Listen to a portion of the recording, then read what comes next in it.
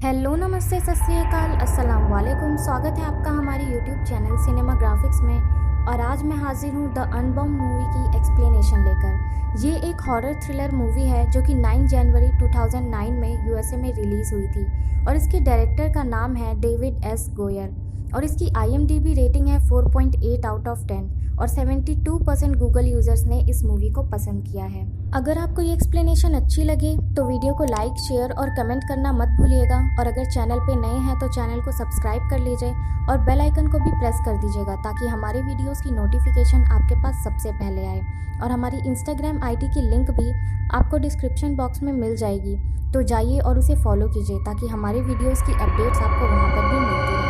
इस मूवी के main character का नाम है कैसी बेल्डन, जो कि एक स्टूडेंट है और पार्ट टाइम में बेबी सिटिंग की जॉब करती है। एक दिन मॉर्निंग में वो जॉगिंग कर रही थी, तभी रास्ते में उसे एक दस्ताना पड़ा हुआ मिलता है जो कि एक बच्चे का होता है। जब वो मुड़कर देखती है तो उसे एक बच्चा दिखाई देता है जिसने सेम वैसा ही एक दस्ताना अपने हाथों में पहना हुआ था। देखते ही देखते वो बच्चा डॉग में कन्वर्ट हो जाता है और उस डॉग ने एक ह्यूमन मास्क भी लगा रखा था।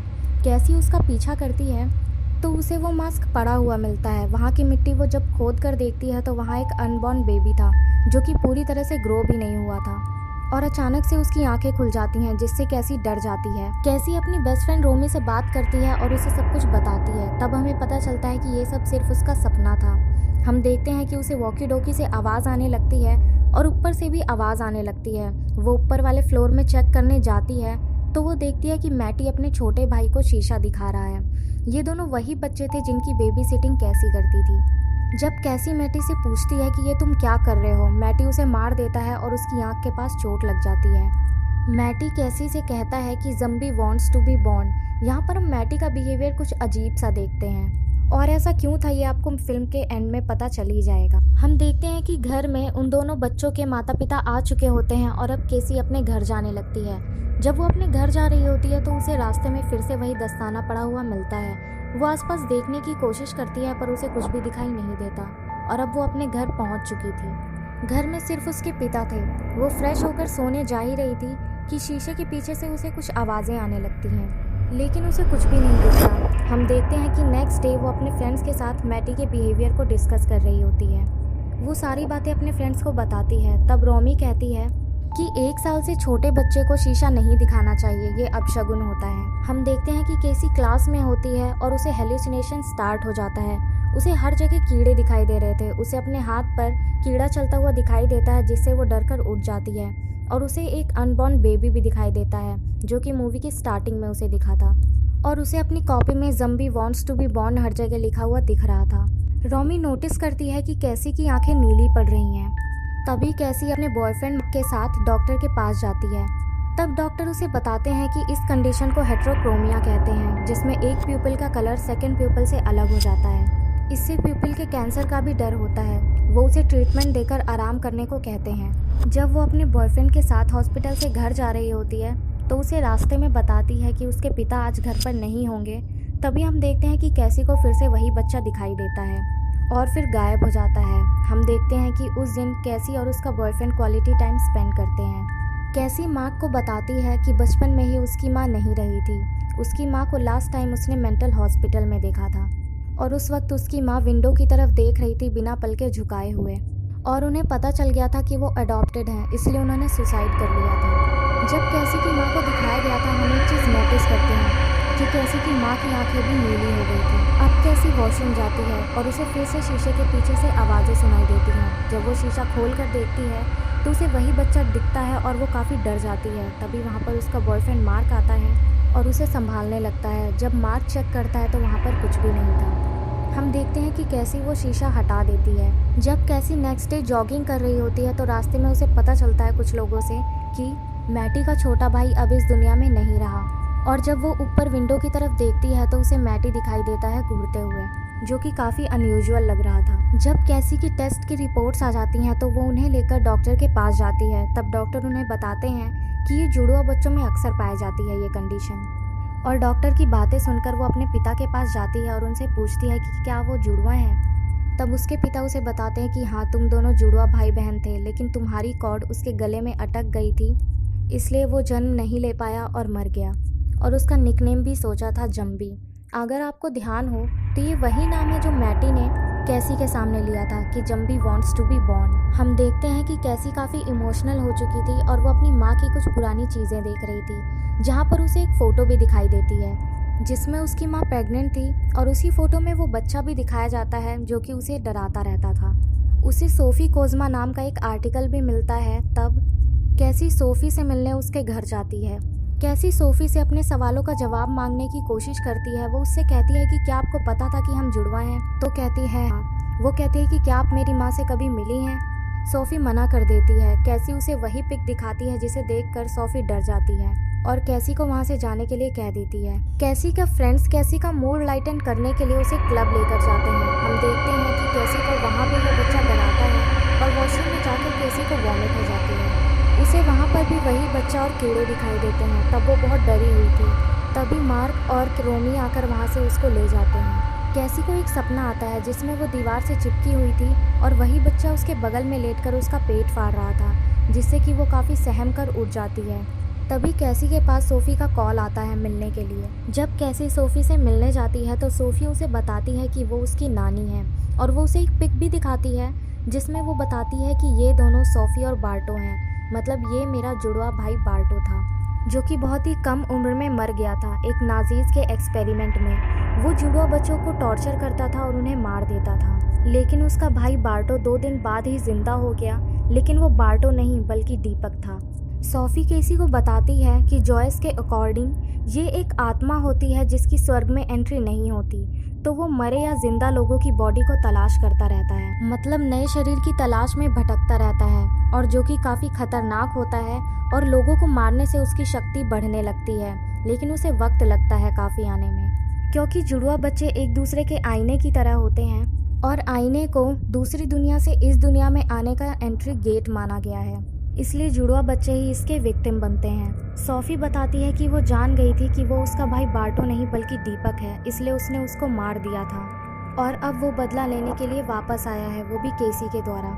सोफ़ी कहती है कि पहले उसने तुम्हारी माँ को मारा और अब तुम्हारी बारी है। सोफ़ी कैसी को एक बुक के बारे में बताती है और कहती है उसे ढूंढो, और ये भी कहती है कि वो तुम्हें कमज़ोर करने की कोशिश करेगा, लेकिन ऐसा नहीं होना चाहिए और तुम्हें हर वक्त अलर्ट रहना होगा। कैसी सोफ़ी से पूछती है कि क्या उसे मारा नहीं जा सकता। तब सोफ़ी कहती है कि वो ऑलरेडी मरा हुआ है, बस उसे वहीं ढकेला जा सकता है जहाँ से वो आया है। लेकिन इन सबको समझने का कोई भी फ़ायदा नहीं है। सोफ़ी कैसी को बोलती है कि तुम अपने घर के सारे शीशों को तोड़ दो और उन्हें जलाने के बाद उसकी राख को दफना दो। सोफ़ी भी बिल्कुल वैसा ही करती है जैसे कि उसने कहा था। सोफ़ी बताती है कि इन सब में रवि सादिक तुम्हारी मदद कर सकता है, लेकिन जब केसी उससे मिलने जाती है और मदद मांगती है तो वो मना कर देता है। अब हम देखते हैं कि रोमी केसी के घर जा रही होती है उससे मिलने के लिए। तभी मैटी उसकी कार के सामने आ जाता है और उसकी टक्कर हो जाती है, लेकिन उसे फिर भी कुछ नहीं हुआ था, वो बिल्कुल ठीक था। मैटी रोमी से कहता है कि तुम अगर केसी की मदद करेगी तो तुम भी मारी जाओगी, लेकिन रोमी उसकी बात को नज़रअंदाज करके केसी से मिलने चली जाती है और केसी को इस इंसिडेंट के बारे में सब कुछ बताती है। रोमी कहती है कि तुम क्लासेस में भी नहीं आ रही और फ़ोन भी नहीं उठा रही हो, और टूटे हुए शीशों को देखकर वो पूछती है कि ये सब क्या है। तब कैसी उसे बताती है कि ये सब सोफ़ी ने करने को कहा था। वो उससे कहती है कि तुम उसकी बातों पे यकीन कर रही हो। तब कैसी रोमी को बताती है कि वो मेरी नानी है और उन्होंने सारा सच मुझे बता दिया है और जो भी मेरे साथ हो रहा है ये सब कुछ सच है। कैसी रोमी को अपने से दूर रहने के लिए कहती है वरना उसकी जान का खतरा होगा, लेकिन रोमी उसके गले लगकर कहती है कि मैं तुम्हारी बेस्ट फ्रेंड हूँ और मैं तुम्हें अकेला नहीं छोड़ूंगी। रात हो चुकी थी और हम देखते हैं कि सोफ़ी के घर की लाइट्स जा चुकी थी। जब वो नीचे चेक करने जाती है तो उसे एक बूढ़ा आदमी दिखाई देता है जिसका सर एकदम उल्टा था और वो उसकी तरफ बढ़ रहा था। असल में वो दीपक था जो सोफ़ी को जान से मार देता है। जब कैसी वृद्धाश्रम जाती है अपनी नानी से मिलने के लिए तो उसे पता चलता है कि वो मर चुकी हैं। एक बूढ़ी औरत उसे उसकी नानी का लेटर देती है जिसे कैसी पढ़ती है, जिसमें लिखा होता है कि तुम्हें दीपक से लड़ना होगा और उसे वापस भेजना होगा। नेक्स्ट सीन में हम देखते हैं कि रवि सिडाक जो इस बुक को ट्रांसलेट कर रहे होते हैं तभी उन्हें कुछ आवाज़ आती है और जब वो चेक करने जाते हैं तब उन्हें एक कुत्ता दिखाई देता है जिसका सर एकदम उल्टा होता है, जिसे देखकर वो समझ जाते हैं कि ये दीपक है। लेकिन रवि सिडाक उसे वहाँ से भगा देते हैं और कैसी की मदद के लिए तैयार हो जाते हैं। नेक्स्ट सीन में हम देखते हैं कि कैसी और रोमी वीडियो कॉल पर बात कर रहे होते हैं तभी रोमी के घर का दरवाज़ा खटखटाता है। रोमी चेक करने जाती है, तब कैसी देखती है कि मिरर में वही बच्चा उसे दिखाई देता है जो कि हमेशा उसको डराता था। कैसी जल्दी से मार्क को फ़ोन करती है और कहती है कि हमें वहाँ पहुँचना होगा। रोमी जब दरवाजे पर चेक करती है तो वहाँ पर मैटी था और मैटी कहता है प्रवेश द्वार खुल गया है और वो चाकू से रोमी पर हमला कर देता है। जब तक कैसी और मार्क वहाँ पर पहुँचते हैं तब तक रोमी मर चुकी थी और मैटी के शरीर के अंदर का दीपक अब रोमी के अंदर जा चुका था। तभी कैसी और मार्क मैटी को लेकर वहाँ से भाग जाते हैं। नेक्स्ट सीन में हम देखते हैं कि मार्क, रवि सिडाक और एक लोकल प्रीस्ट और केसी एक जगह पर बैठे हुए थे और डिस्कशन कर रहे थे। इस सिचुएशन से निकलने के लिए वो लोग कैसी को सजेस्ट करते हैं कि तुम्हें एक्सोर्सिज्म कराना होगा, जिसके लिए कैसी तैयार हो जाती है। प्रीस्ट कहता है कि लेकिन ये वहीं हो सकता है जहाँ से तुम्हें सबसे ज़्यादा डर लगता है, ये कौन सी जगह है। तब कैसी वहीं बताती है जहाँ उसकी माँ मरी थी, मतलब मेंटल हॉस्पिटल। सभी लोग वहाँ पहुँच जाते हैं। मेंटल हॉस्पिटल के अंदर वो लोग कैसी को बांध देते हैं और उसके चारों तरफ खड़े हो जाते हैं घेरा बनाकर। वहाँ पर कई सारे जॉयस लोग भी थे। अब वो लोग एक्सोर्सिज्म स्टार्ट करते हैं और मंत्र पढ़ने लगते हैं। अब हम लोग देखते हैं कि वहाँ पर दीपक आ चुका था और एक एक करके वो कई सारे लोगों को मार देता है। किसी तरह से केसी का बॉयफ्रेंड मार्क उसे छुड़ाकर वहाँ से ले जाता है और अब दीपक प्रीस्ट के शरीर में घुस चुका था जो उनका पीछा करने लगता है। कैसी और उसका बॉयफ्रेंड एक जगह पर बैठे हुए थे जहाँ से वो प्रीस्ट यानी कि दीपक दीवार तोड़कर मार्क को खींच लेता है। मार्क और प्रीस्ट की लड़ाई होने लगती है, तभी मार्क प्रीस्ट को मार डालता है।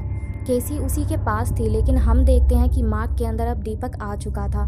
किसी तरह से केसी वहाँ से भाग निकलती है, लेकिन मार्क उस तक पहुँच जाता है और उसका गला दबाने लगता है। कैसी उसी लॉकेट से हमला करती है मार्क पर जो कि उसे सोफी ने दिया था। तभी वहाँ पर रवि सिडाक भी आ जाता है और कैसी और रवि मिलकर मंत्र पढ़ने लगते हैं।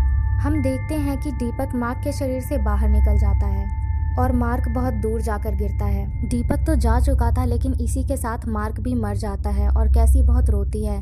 नेक्स्ट सीन में हम देखते हैं कि कैसी को उल्टियाँ होती हैं और जब वो किट से चेक करती है तो उसे पता चलता है कि वो प्रेग्नेंट है। वो डॉक्टर के पास जाकर चेक कराती है, तब उसे पता चलता है कि वो जुड़वा बच्चों की माँ बनने वाली है, जिससे वो थोड़ा डर भी जाती है। और कैसी को मैटी की वो बात भी याद आती है जब उसने कहा था ज़म्बी वांट्स टू बी बॉर्न। इस बात से हम अंदाज़ा लगा सकते हैं कि क्योंकि सोफी यानी कैसी की नानी ने दीपक को मारा था, इसलिए दीपक बार बार वहीं आ रहा था अपना बदला पूरा करने के लिए।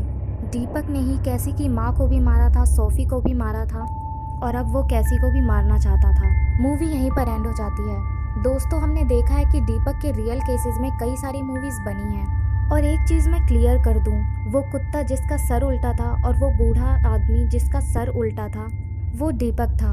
और उनका सर इसलिए उल्टा था क्योंकि माना जाता है कि मिरर गेट होता है दूसरी दुनिया से इस दुनिया में आने के लिए, और मिरर में हमारा रिफ्लेक्शन हमेशा उल्टा ही दिखाई देता है और इसीलिए हमें इनका सिर उल्टा दिखाया जा रहा था। तो दोस्तों, कैसी लगी आपको ये हिंदी एक्सप्लेनेशन? कमेंट बॉक्स में कमेंट करके ज़रूर बताइएगा। और अगर आपको ये हिंदी एक्सप्लेनेशन अच्छी लगी हो तो वीडियो को लाइक, शेयर और कमेंट करना मत भूलिएगा। और अगर चैनल पे नए हैं तो चैनल को सब्सक्राइब कर लीजिए और बेल आइकन को भी ज़रूर प्रेस कर दीजिएगा ताकि हमारी वीडियोस की नोटिफिकेशन आपके पास सबसे पहले आए। और हमारी इंस्टाग्राम आईडी का लिंक भी आपको डिस्क्रिप्शन बॉक्स में मिल जाएगा, तो जाइए और उसे फॉलो कीजिए ताकि हमारे वीडियोज़ की अपडेट्स आपको वहाँ पर भी मिलती रहे। Thank you.